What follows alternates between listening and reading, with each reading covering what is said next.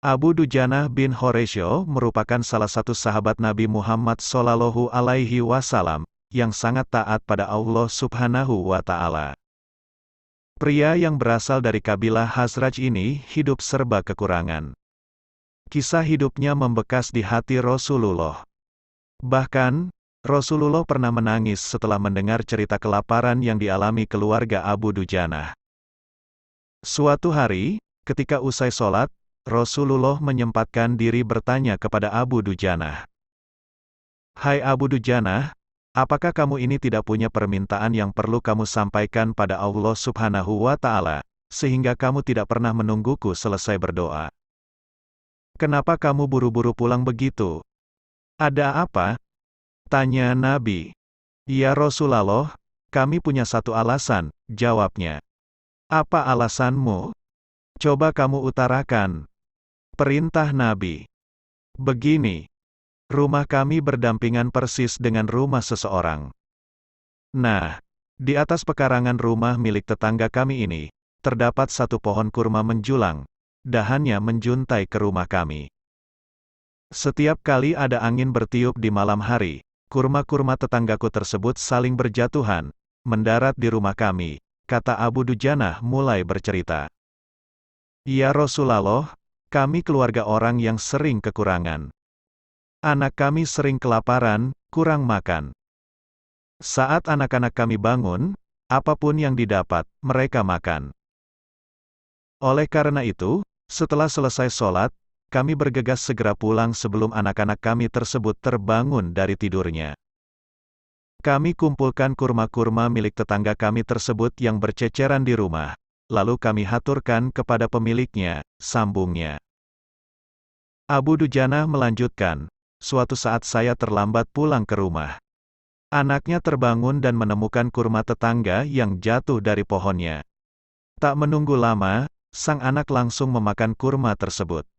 Mata kepala saya sendiri menyaksikan, tampak dia sedang mengunyah kurma basah di dalam mulutnya.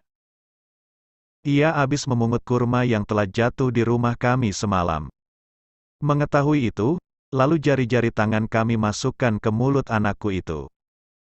Kami keluarkan apapun yang ada di sana," jelasnya. Abu Dujanah tak pernah membiarkan anaknya memakan kurma milik orang lain. Dia tak ingin makanan haram itu menyebabkan keluarganya mendapat siksaan pedih di akhirat kelak. Kami katakan, "Nak, janganlah kau permalukan ayahmu ini di akhirat kelak." Anakku menangis, kedua pasang kelopak matanya mengalirkan air karena sangat kelaparan.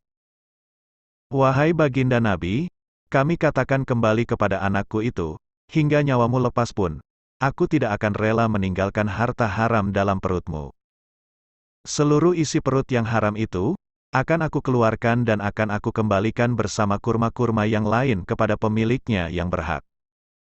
Pandangan mata Rasulullah langsung berkaca-kaca mendengar pengakuan Abu Dujanah. Butiran air mata mulianya berderai begitu deras. Rasulullah Shallallahu Alaihi Wasallam mulai mencari tahu siapa sebenarnya pemilik pohon kurma yang dimaksud Abu Dujanah. Abu Dujanah pun menjelaskan, pohon kurma tersebut milik seorang laki-laki munafik. Tanpa basa-basi, Nabi Muhammad Shallallahu Alaihi Wasallam mengundang pemilik pohon kurma. Rasulullah menawar pohon kurma dengan harga yang sangat tinggi. "Bisakah, jika aku minta kamu menjual pohon kurma yang kamu miliki itu? Aku akan membelinya dengan 10 kali lipat dari pohon kurma itu sendiri. Pohonnya terbuat dari batu zamrud berwarna biru. Disirami dengan emas merah, tangkainya dari mutiara putih. Di situ tersedia bidadari yang cantik jelita sesuai dengan hitungan buah kurma yang ada," kata Rasulullah. Pria munafik itu lantas menjawab dengan tegas, "Saya tak pernah berdagang dengan memakai sistem jatuh tempo. Saya tidak mau menjual apapun kecuali dengan uang kontan dan tidak pakai janji kapan-kapan." Tiba-tiba, Abu Bakar As-Siddiq datang. Mendengar semua itu, beliau menegaskan akan langsung melunasi pembayaran pohon kurma tersebut. "Ya sudah, aku beli dengan 10 kali lipat dari tumbuhan kurma terbaik di kota ini, lebih bagus jenisnya," ujar Abu Bakar. Pria munafik terlihat sangat kegirangan. Dia akhirnya menyerahkan pohon kurma secara simbolis kepada Abu Bakar. Selanjutnya Abu Bakar menyerahkan pohon kurma kepada Abu Dujanah. Rasulullah Shallallahu Alaihi Wasallam kemudian bersabda, "Hai Abu Bakar, aku yang menanggung gantinya untukmu." Mendengar sabda Nabi ini, Abu Bakar bergembira bukan main. Akhirat jauh lebih baik daripada harta dunia. Begitu pula Abu Dujanah. Sedangkan si munafik berlalu. Dia berjalan mendatangi istrinya, lalu menyampaikan kisah yang baru saja terjadi. Aku telah mendapat untung banyak hari ini. Aku dapat 10 pohon kurma yang lebih bagus. Padahal kurma yang aku jual itu masih tetap berada di pekarangan rumahku. Aku tetap yang akan memakannya lebih dahulu dan buah-buahnya pun tidak akan pernah aku berikan kepada tetangga kita itu sedikit pun, ucapnya. Malamnya, si munafik tertidur pulas. Keesokan harinya dia bangun dan melihat pohon kurma sudah berpindah posisi. Kini berdiri di atas tanah milik Abu Dujanah.